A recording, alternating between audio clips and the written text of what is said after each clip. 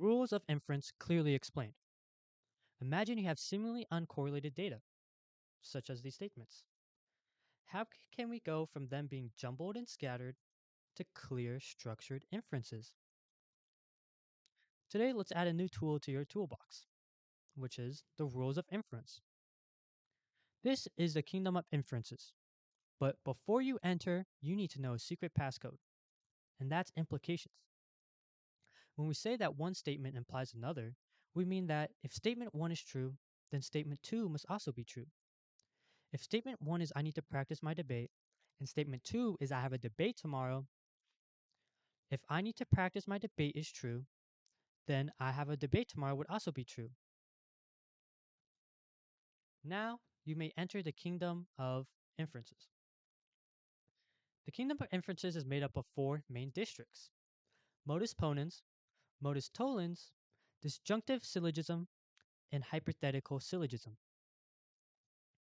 For the first district, we have modus ponens. If statement 1 implies statement 2 and statement 1 is true, then statement 2 must also be true. Putting this into example, if statement 1 is I need to do my homework and statement 2 is I have homework due tonight, and we know that statement 1 implies statement 2, what happens if we find out that statement 1 is true and we need to do our homework tonight? Then that means that we can conclude that I have homework due tonight must also be true. Thus, this is what we can infer. For the next district, we have modus tollens. This is when if statement 1 implies statement 2 and statement 2 is false, then statement 1 would also be false. Statement 1 is I need to read my book, and statement 2 is I have a book seminar tomorrow. And we know that statement 1 implies statement 2, and then we learn that statement 2 is false, so we don't have a book seminar tomorrow. That would mean that statement 1 is also false, so we don't need to read our book. Thus, we can infer that we don't need to read our book. Next, for disjunctive syllogism, that is when statement 1 or if statement 2 is true and statement 1 is false, then that means that statement 2 must be true.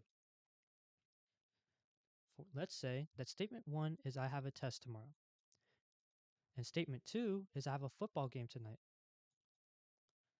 If at least I have a test tomorrow or I have a football game tonight is true, and we learn that statement 1 is false, meaning that we don't have a test tomorrow, then that means to us that statement 2 must be true, so we have a football game tonight. Thus, we can infer that we have a football game tonight. In the last district, we have hypothetical syllogism. This is when if statement 1 implies statement 2 and statement 2 implies statement 3, then statement 1 implies statement 3. Let's say our first statement is I study for my exam, and our second statement is I pass my exam, and our third statement is I pass the class. If we know that statement 1 implies statement 2 and statement 2 implies statement 3, that tells us that statement 1 implies statement 3. Thus, we can infer that if we study for our exam, then we should pass the class. To conclude, with rules of inferences, we can deduce new statements from previously existing ones, help logically draw accurate conclusions, and that rules of inferences are used in mathematical logic, proofs, and arguments. Thank you.